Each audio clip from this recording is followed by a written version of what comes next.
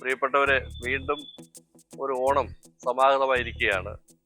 ഇനി അപൂർവമായ 2-3 ദിവസം കൂടെ കഴിയുമ്പോൾ ഓണനാളിലേക്ക് കടക്കുകയാണ്.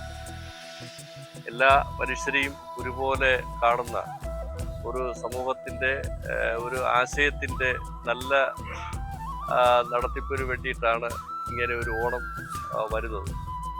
മാവേലി നാട് വാണിയിടും കാലം മനുഷ്യരെല്ലാവരും ഒരുപോലെ എന്നുള്ള മഹത്തായ ഒരു ആശയം ഇന്ന് കേരളത്തിലൊട്ടാകെ ഓണത്തിന് മാത്രമല്ല അല്ലാതെയും ആ ഒരു കാഴ്ചപ്പാടോടുകൂടി മനുഷ്യ സമൂഹം മുന്നേറേണ്ടതായിട്ടുണ്ട്.